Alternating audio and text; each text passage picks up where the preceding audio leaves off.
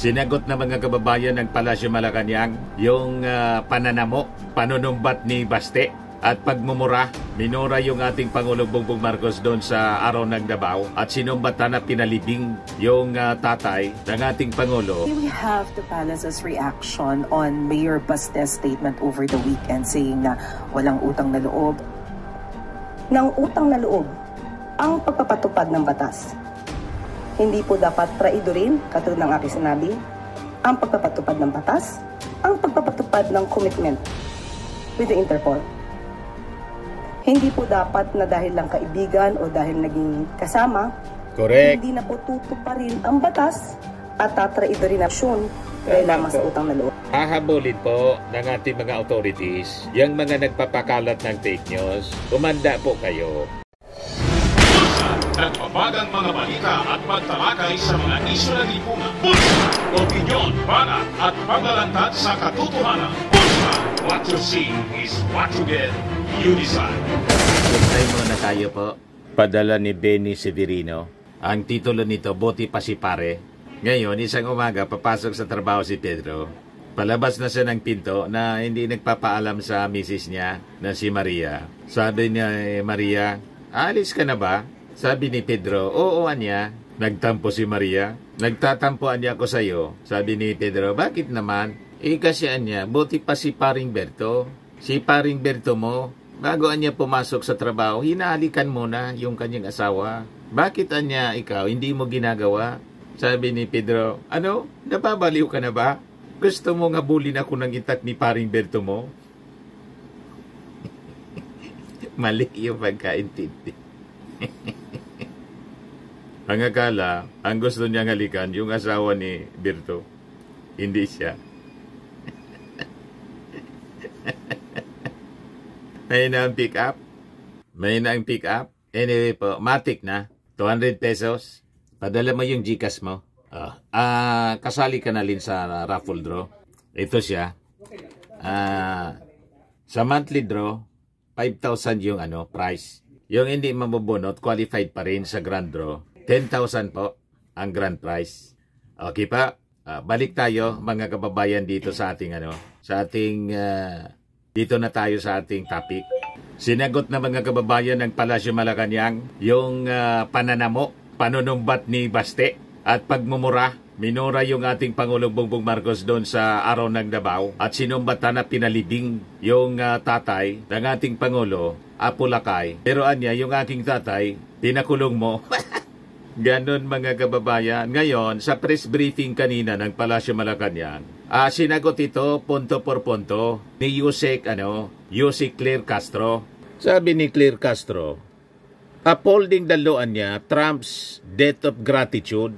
At saka niya, 2016 pa niya, nagpasalamat na yung ating Pangulo. Hindi ko mo niya kaibigan, hindi man po nga kaibigan, kasi araw-araw tinatawag na bangag. May adik tayong presidente. Ginamit lang yung mga Marcos, mga kababayan, para manalo sila. Baliktad nga po Sinasabi ng mga Duterte na ang dapat magtanaw ng utang na loob, yung mga Marcos. Mali po. Ang dapat magtanaw ng utang na loob, yung mga Duterte, kasi never po na makakaapak sa Palasyo Malacanang bilang Pangulo si Digong kung hindi sinuport ng mga Marcos. At saka po, ang utos galing po sa Supreme Court decision. Kaya nailibing po sa libingan ng mga bayani kasi kailangan sumunod sa batas si Digong with the Supreme Court decision po. Ito yung pinaliwanag po dito ni Claire Castro. Ayan po, pakinggan natin yung pagtatanong sa kanya ng mainstream media. May we have the palace's reaction on Mayor Baste's statement over the weekend saying na walang utang na loob si Pangulong Marcos kasi parang nakalimutan na yung tatay niya, yung nagpalibing kay former President Marcos Sr. sa libingan ng mga bayani. Your thoughts on this, ma'am? Yes, opo. As early as 2016, dati pa pong senador ang Pangulo ngayon.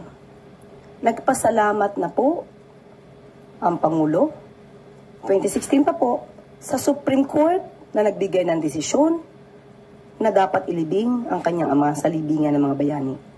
Nagpasalamat din po siya. At babasahin ko po ang mensahe. 2016 pa po ito na magpasalamat ang dating Senador Bongbong Marcos.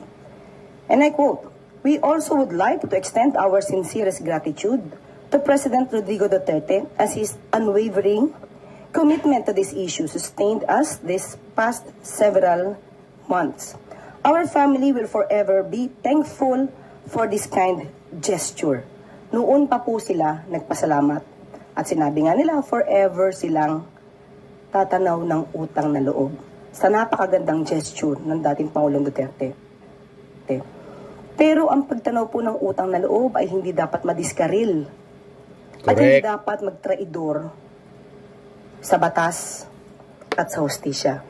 Correct. Ginamit mo yung dating Pangulong Duterte ang batas. Pinauugnay sa RA 289 patungkol po sa pagpapalibing sa libingan ng mga bayani at sinusugan po ito ng Presidential Proclamation 208 ni dating Pangulong Marcos. At mayroon din pong regulation, ang AFP G-161-373 na kabilang ang Pangulo or Commander-in-Chief na entitled to interment at the libingan ng mga bayani. Ilan naman po ito ay may basihan nung isinagawa ni dating Pangulong Duterte. Ang pagpapaaresto naman po o pagsusurrender kay dating Pangulong Duterte sa ICC ay meron din pong kaugnayan na batas at meron po tayong sinusunod na commitment para sa Interpol. Ngayon, hindi po dapat mahinto ng utang na loob ang pagpapatupad ng batas. Hindi po dapat traidorin, katulad ng aking sinabi, ang pagpapatupad ng batas, ang pagpapatupad ng commitment with the Interpol. Hindi po dapat na dahil lang kaibigan o dahil naging kasama, Correct. hindi na po tutuparin ang batas at tatraidorin na aksyon dahil lamang sa utang na loob. Dahil ba ito ni Mayor Baste Duterte ng tanong ng utang na loob, ito po ba yung ginamit kaya ng dating Pangulong Duterte nung i-appoint niya ang isang Chinese national na si Michael Yang bilang kanyang economic advisor? Hindi po ba ito pagtataksil?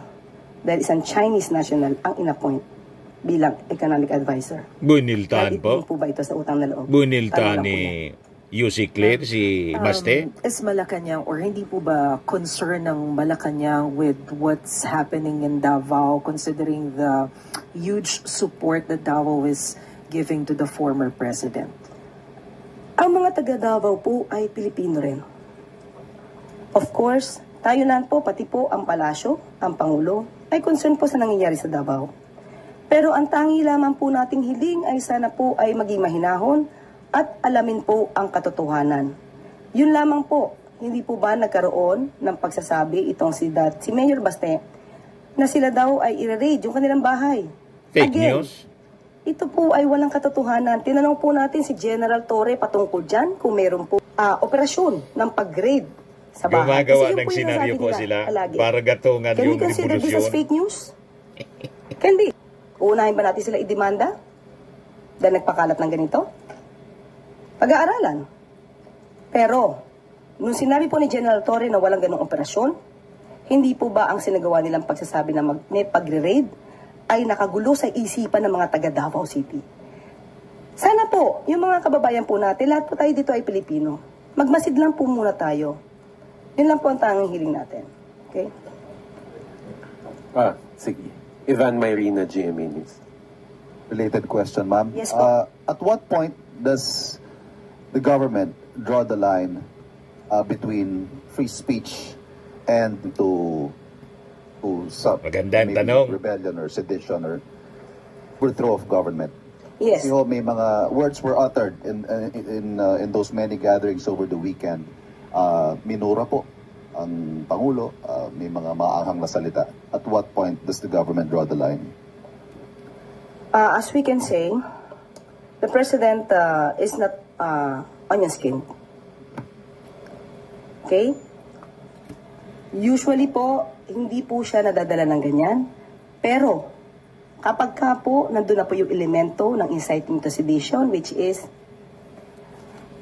of course, without any tumultuous uprising, but they are encouraging people to sow hatred to the government, to the president, then we have to step up. How? By filing cases, complaints. But as of the moment, there's no indication on the part of the President that he will do that. And is it a cause of concern for the President na marami, hindi lang ho Davao, marami hong mga lugar sa buong bansa na nagkaroon ng similar protest actions? Hindi po natin mawawala sa kanilang damdamin. Kaya po ay normal dahil po may naging pangyayari sa kanilang malamang iniidolo at panatiko po sila ng isang leader. Hindi po natin pipigilan ang kanilang pagsasabi ng kanilang mga damdamin.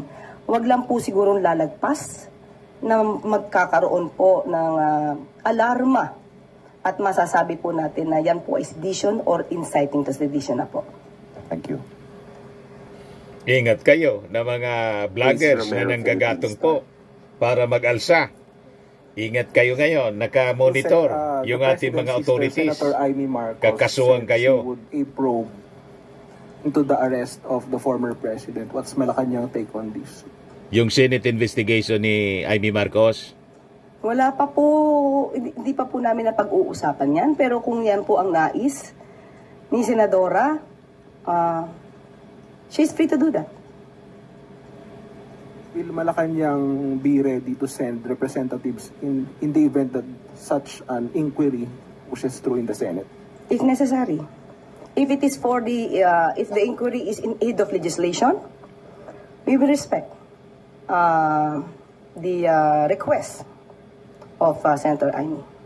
So there will be no effort on the part of the administration to prevent resource persons from attending such a hearing? No, we will not do that. And are you confident you can answer all questions that will be given with regard to that arrest? I believe because we just complied with all the requirements with the law regarding the arrest of former President Duterte. Salamat po. Isa rin po sa mga nagbigay po ng statement against the government is former PNP chief and now Senator Ronald De La Rosa. Pinanatan po niya yung pag-arrest ng ICC through the Interpol.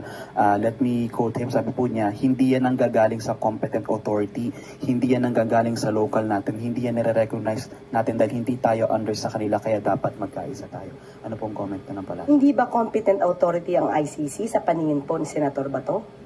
Sabi ko nga po, yan ay normal na manggagaling kay Senator Bato dahil isa siya sa maaaring makonsider na co-perpetrator. May takot? On his part? Maybe. I cannot answer for him. Pero tandaan po natin, sa aking pagkakaalam, kung di ako nagkakamali, may narinig na din daw po siya na magkakaroon ng warrant of arrest. Kaya hindi po siya yata napunta sa Hong Kong. Hindi po ba, kung talagang alam niya na walang arrest issued by a competent authority, matapang po siyang sinamahan ang dating Pangulong Duterte. And as a matter of fact, dapat nga nauna pa siya kay Senator Robin pumunta sa Netherlands. Thank you po. Radio Pilipinas. Morning po, Yusek. Yusek, despite po nitong mga political noise sa bansa, may nakakausap po ba tayo ng mga investor, kung may mga idinudulog po ba sila sa bansa, or kung confident pa po ba sila sa ekonomiya ng Pilipinas? Sa aking palagay po, sa akin pong palagay, dahil magkakaroon po kami ng meeting mamaya with the BSP, hindi po naaalarma ang administrasyon patungkol po sa investors dahil ang mga foreign investors po mas gusto po nila na ang bansa at ang mga leader ay sumusunod sa batas. Hindi po nagkakanlong. Good morning po, Yusek. Kumusta na po si dating Pangulong Duterte? Minomonitor din po ba ng administrasyon yung kanyang sitwasyon sa The Hague at yung kanyang medical condition? Kasi po nung humarap siya sa ICC, parang medyo kakaiba yung boses niya. Ang sabi po ni Senator Bongo ay parang hindi yata binibigay yung kanyang gamot. Yan po ay kanyang opinion lamang ni Senator Bongo. Unang-una wala po siya doon sa lugar. At nadinig po mismo natin sa ICC kay Judge Mutok na ang Pangulo po, ang dating Pangulo po, ay yun sa mga doktor na tumingin sa kanya ay nasa magandang kondisyon po. Mentally aware, mentally fit. At patuloy po rin na chinecheck ang kanyang kondisyon. So, kung meron po mga ganitong klaseng mga haka-haka, muli, katulad ng sinabi ni Senator ni Senator Bongo, dapat siguro ay kanya munang alamin. Alamin ang katotohanan dito bago po magbigay ng baka hindi nabibigay ang kanya mga gamot. Tandaan po natin, ang ICC po, may mga doktor po sila naka-assign dyan. Ngayon, kung araw-araw po natin i-monitor, uli sasabihin natin, wala po kasing jurisdiction na ang Pilipinas kasi po ang dating Pangulong Duterte ay nasa kustodiya na po ng ICC. So sila na po talaga ang magbibigay ng maagarang pag-check up or mag-undergo po ang Pangulong Duterte sa check up po na ibibigay po ng ICC. Pero kung mayroon pong hihilingin, of course, ang dating Pangulong Duterte, maliban po sa kanya, kahit po yung mga victims ng EJK, sila rin po ay bibigyan po ng kaukulang tulong kung kakayanin po ito. At kung ito naman po ay hindi po palalabag ng anumang batas natin. Speaking of EJK po, nabanggit po ninyo, may mga lumalabas din po sa social media na ginagamit yung mga pictures ng mga namatay na sinasabing biktima ng EJK, hindi naman po pala biktima ng EJK kagaya nung kay Aling Sheila na lumabas po sa SOCMED. Ang anak niya ay namatay under this administration kay Pangulong Marcos. Yun pong yung sa isang doktor, yung father niya, sabi po EJK, hindi naman po pala EJK. Ano po ng government dito kung inaano din po natin itong mga fake news na ito? Opo. Pwede po ba din nating aksyonan yung mga ganong na sinasama po sila dun sa kaso against former President Duterte, pero in fact hindi naman po pala totoo yung mga yon. Siguro sa dami po ng fake news na lumalabas ngayon, makakatulong po ang media. Lalo na po ang mainstream media. Tayo na po ang magsabi kung alam niyo po na peke ito. Kayo na po mag-fact check. Kayo din po ay pinaniniwalaan dahil may kredibilidad din po kayo. So kung ano po yung lumalabas na fake news, magtulungan po tayo para sa bayan po ito. Dapat din po nating ipaalam sa taong bayan na lahat ng lumalabas ng mga fake news na ganyan ay dapat na maputol. So hindi naman po para si EJK, pati po yung mga fake news na lumalabas pabor kay dating Pangulong Duterte, sana po ay bigyan din po ng pansin ng media. At sana po din po, sa tulong din po ng mainstream media at ng social media, maipakita din po natin kung ano po talaga yung kalagayan ng mga biktima, ng pamilya ng mga biktima ng EJK. Hindi lamang po tayo tutuon kay dating Pangulong Duterte dahil po ang mga biktima po ng EJK ay Filipino rin po. Pero ito po yung mga biktima ng EJK na sinasabi ng under the previous administration po. Binanggit po ni Lieutenant Narciso kanina kung may masasampulan na ba. Ito po ay identified na talagang kinumpirma ng mga kapitbahay. At least kilala na kung sino po yung tukoy na yung nag-aano ng fake news. Using pa nga po yung kaso ng EJK. Hindi ba tayo gagawa ng aksyon ng gobyerno or ang PCO since kayo po ay very active sa paglaban sa fake news? Siguro po uunahin natin mismo yung mga unang nagsalita ng fake news. So uunahin pa po ba natin si former ES Medialdea? Kaya sabi ko po kanina ay pag-aaralan po muna. Thank you. Yusek, magandang umaga po. May we have the palace's reaction on Mayor Baste's statement over the weekend saying... Talaga nagkalat po ang fake news. Nag-intensify po yung mga DDS ng pagpapakalat ng fake news. Pero hindi ito fake news. J. Camote, Miggy Mango, found on OBP confidential fund receipts. Sabi po ni Ortega, Congressman Ortega, walang birth certificate, walang marriage or death certificate. Sina J. Camote, Miggy Mango at 5 dodong na nakalistang tumanggap ng confidential funds mula sa opisina ni Vice President Sara Duterte. Ito mga totoong balita ito. Bayad na pero wala pa. 76 last mile schools di na ipatayo ng DepEd, sabi ng COA. Yan mga reliable information po. Di ba? Pero yung mga pinagpakalat po ng mga DDS, lahat fake news. Ito yung mga latest na fake news nila. Sandro Marcos, planong magtumakbo as president sa 2028 presidential election. Imposible po siya, mga kababayan, na tumakbo. Bakit? Disqualified po sa edad. Bata pa si Sandro, mga 32 yata, 33 pa lang. 40 years old ang dapat, mga kababayan. Ang age qualification ng presidente, vice president, 40 years old and above. You see? Gustong galitin, mga kababayan, ng mga DDS, yung mga mamamayang Filipino, kasi ang narrative nila, ayaw na umalis sa Palasyo Malacanang yung pamilya Marcos. Diba yan ang pinapakalat nila? Kaya lahat na lang Marcos niya ang tatakbo. Sunod daw si Sandro. What? Malabo po. Pati si Noli Di Castro po. Ginawa ng fake news. Noli Di Castro comment on Duterte's arrest is fabricated. Yan o. Pati si Trump tapos si Putin ginamit sa fake news ng mga DDS. O ito yung sinolog. Sabi dito, babala, may kumakalat na edited video gamit ang kuha ng GMA Regional TV mula sa Sinulog Festival. Yung mismong GMA po nag palabas ng warning. Fake po siya kasi yung sa Sinulog Festival, procession with candles siya. Ginawa pong prayer rally si Bositi niya. Pray for FPRRD. Ganon ka-desperado sila, mga kababayan. Lahat ng mga crowds gagamitin nila para itulak yung mga tao na lumabas sa kalsada at mag-people power. Kaya hahabulin po ng ating mga authorities yung mga nagpapakalat ng fake news. Umanda po kayo. Firmax Firming and Lifting Cream, pinapahid po sa mga pulses in affected area. Mainam po sa paninigas ng mga kaso-kasuan. Ito naman po, Automax Radiant Serum. Sa mukha naman yung application, anti-aging po siya. You will look 10 years younger than your age. Sa mga cancer patients naman po, baka lang gusto ninyo itong itry. Naing siya Red Mix Fruit Drink. Hindi mo po siya gamot, food supplement siya. Kaya lang, gawa siya, mga kababayan, sa goji berry. Yung goji berry may anti-cancer properties. O ngayon, yung mga inquiries ninyo, dumiritso na lang kayo sa aming messenger sa Facebook para masagot namin agad.